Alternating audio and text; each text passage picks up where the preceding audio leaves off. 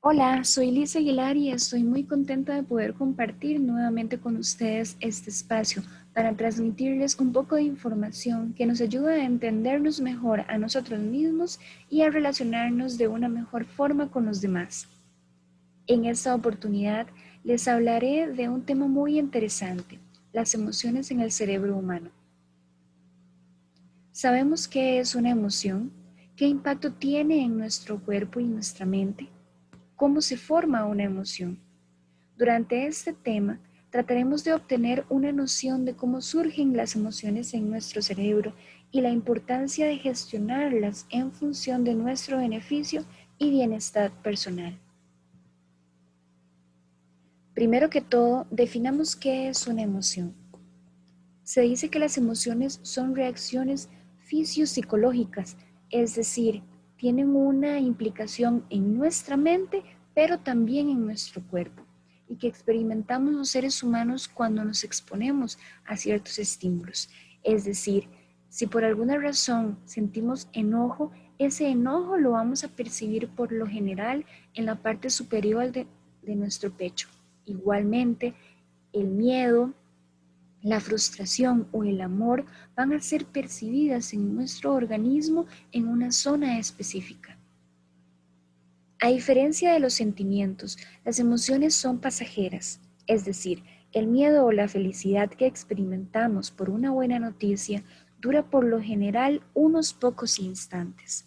La sensación duradera después de la emoción puede considerarse un sentimiento.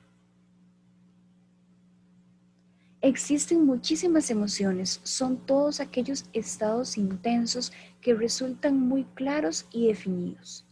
Todas aquellas momentos donde nos podemos sentir felices, tristes, enfadados, frustrados, nerviosos, impacientes, todos esos estados tan definidos son emociones. Ahora, ¿cómo se forma una emoción?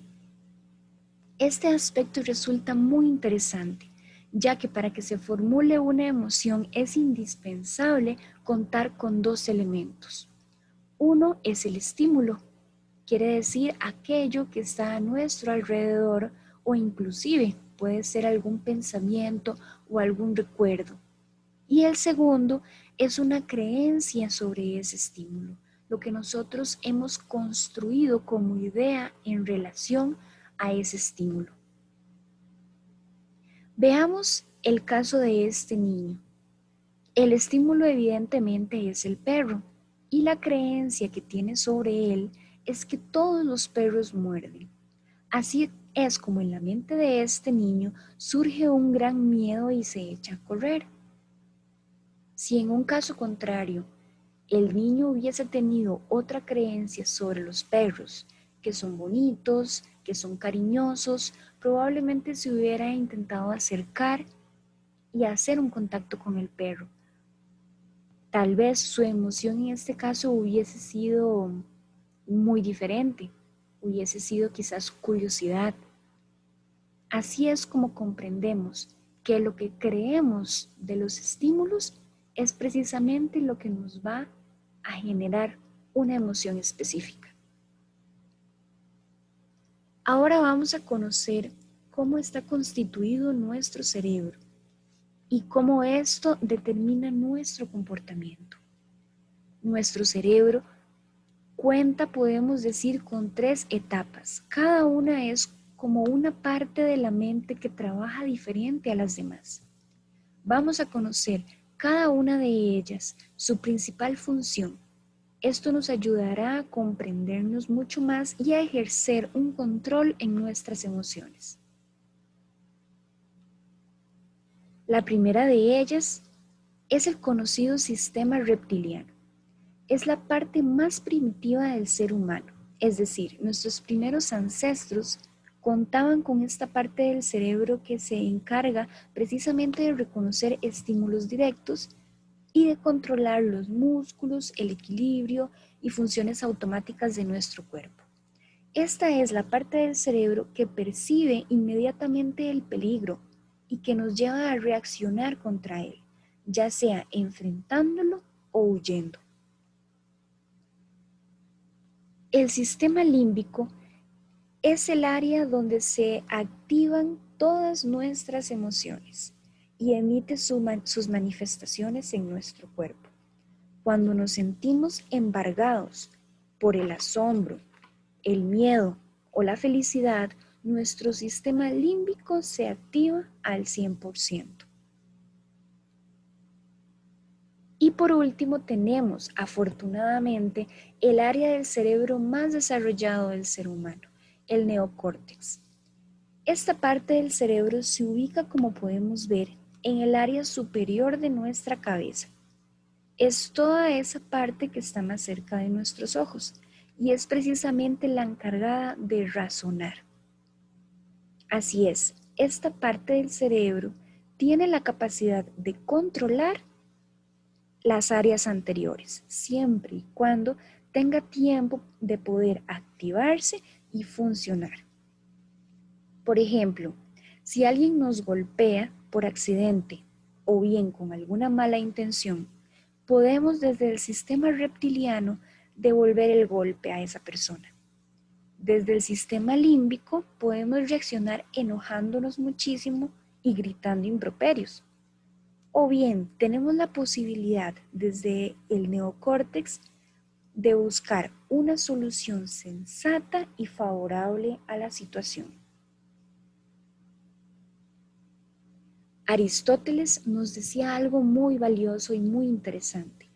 Cualquiera puede enfadarse, eso es algo muy sencillo, pero enfadarse con la persona adecuada, en el grado exacto, en el momento oportuno, con el propósito justo y el modo correcto, eso ciertamente no resulta tan sencillo. Cuando logramos tener dominio y control de nuestras emociones y activarlas o utilizarlas en función de un propósito, a eso le llamamos inteligencia emocional. Es la capacidad fundamental de gestionar nuestras emociones en beneficio de nuestro propio bienestar. Para esto es indispensable percibir las emociones que estamos experimentando. Tenemos también que comprenderlas. ¿Por qué surge esta emoción? ¿Por qué tengo miedo? ¿Por qué me siento enojado? ¿Por qué me siento nervioso o frustrado? Manejar las emociones implica detenerse antes de reaccionar sin haber pasado por el área del neocórtex, que es la que tiene la posibilidad de analizar y razonar todo lo que está sucediendo en mí y de encontrar una solución o una forma de respuesta inteligente. Utilizar las emociones es invertir toda esa energía emocional que tenemos para un propósito pensado, para un propósito generado desde la reacción y no solamente desde el impulso. Como conclusión, también tenemos que tomar en cuenta que el neocórtex, que es esa parte inteligente de nuestro cerebro capaz de dar respuestas a todas aquellas situaciones a las que nos tenemos que enfrentar, que nos sugiere un comportamiento adecuado, funcional y beneficioso, es una parte del cerebro que tenemos que alimentar.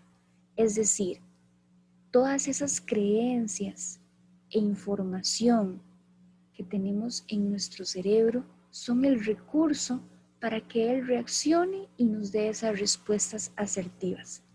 Para eso tenemos que mantenernos constantemente aprendiendo cosas nuevas, conociéndonos cada vez más a nosotros mismos y también conocer todo lo que podamos de las demás personas. Toda esta riqueza de información funcionará para que el neocórtex tenga la capacidad de dar cada vez soluciones más asertivas y funcionales para nuestro desarrollo y bienestar.